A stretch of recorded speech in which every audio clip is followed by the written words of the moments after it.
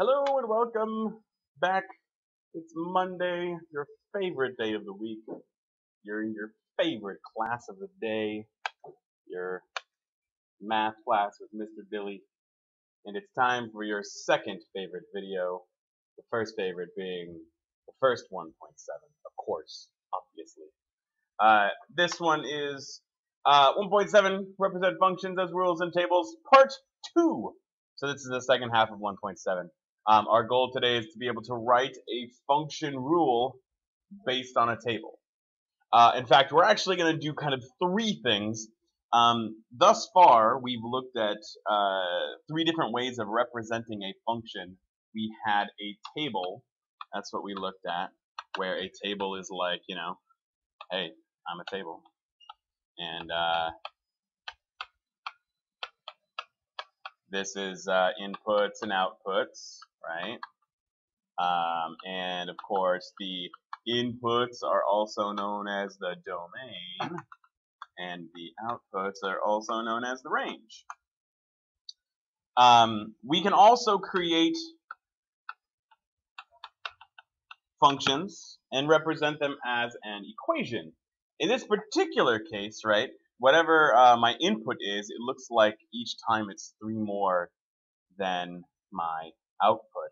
So I can represent this, that y is 3 more than my input. So if I take an input and I add 3 to it, I'll get my output. If I take my input and I add 3 to it, I'll get my output. If I take my input, add 3, I'll get my output. If I take one thing in the domain and I add 3 to it, I'll get a corresponding number in the range. And finally, the last one here that we'll look at today is a verbal rule, which is basically what I just said, right? The output is 3 larger than the input. So 3 different ways of representing a function: a table, an equation, and a verbal rule. There is actually a fourth way, and that's what we'll look at tomorrow. That's creating a graph. But for now, we're going to do these 3. And the overall goal, it says here that you're going to write a function to be based on a table. But overall, what we're really looking for is flexibility. Can I go from a table to making an equation? Can I take a verbal rule and make a table? Can I take an equation and make a table? Can I take an equation and make a verbal rule?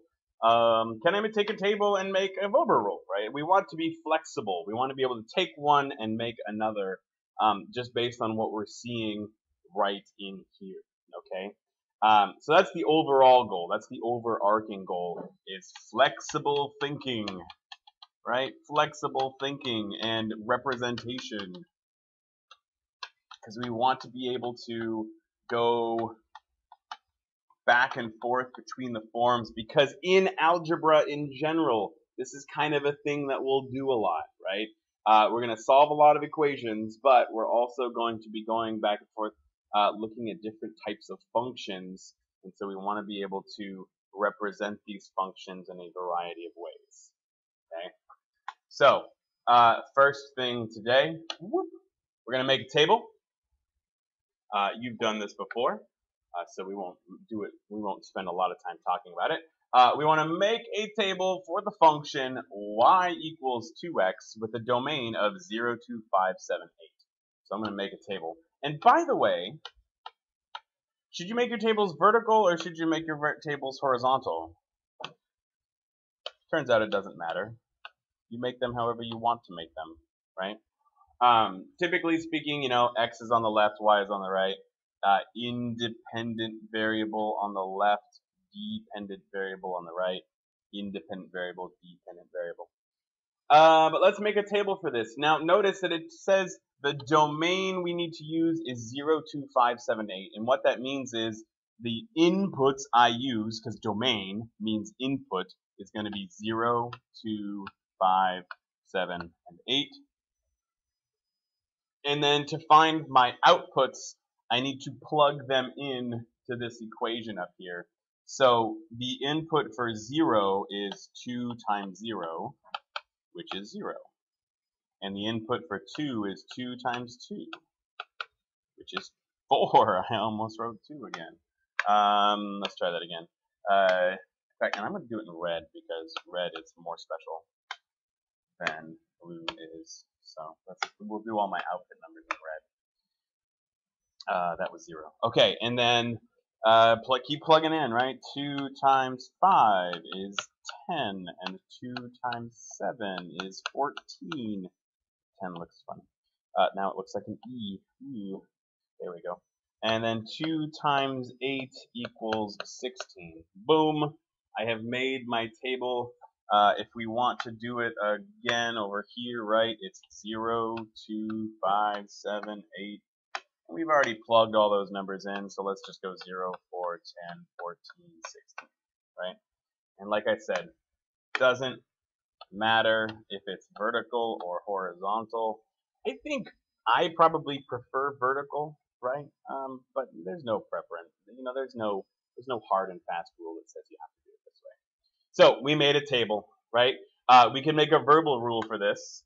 What would be a good verbal rule for this? What seems to be happening? The input is no. I should write that again. I should say this. I should say the output is double the input. There we go. Next thing, let's write a verbal rule and an equation for the table. So, what is happening in this table? Well, we have our inputs on top. Okay, there's our inputs, 0. That's our domain up here. There's our domain. And I've got my range along the bottom. So what's happening between the two? Looks like that's 2 bigger. And if this increases by 1, that increases by 2. Well, that increases by 1, but it's 2 bigger. It's 2 bigger. It's 2 bigger. It's 2 bigger. So it looks like I could say my output is 2 larger than my input. There's a good verbal rule that explains that. My output is 2 larger than my input. So then let's make an equation that says that my output is 2 larger than my input. So I'll say y equals, because y is my output, and so y is 2 larger than my input. So if I started with my input and made it 2 larger, then I would have my output, right? And if I were to plug some numbers into this, I could prove that it works. Like, so 0 plus 2 equals 2. So when x is 0, y is 2. That checks off that particular one right there.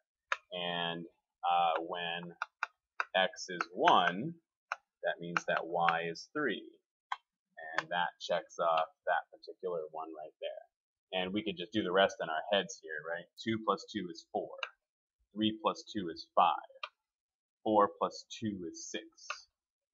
5 plus 2 is 7. Boom. They all kind of work. So I think I've got a pretty good, I've convinced myself that this rule works. Okay. And it's over! So I'll have some questions for you on the Google Classroom, just that are going to ask you to make verbal rules and make tables and make equations, and then you have a homework assignment today. All right? Thank you very much. We will see you later. Bye. Oh, I do this every time. So yesterday somebody told me that there's this awkward 20 seconds at the end of every video where I try to like turn it off. And I was like, yes, there is an awkward 20 seconds at the end of every video where I try to turn it off. And that was it. That was the end of the conversation. It was awkward. Okay.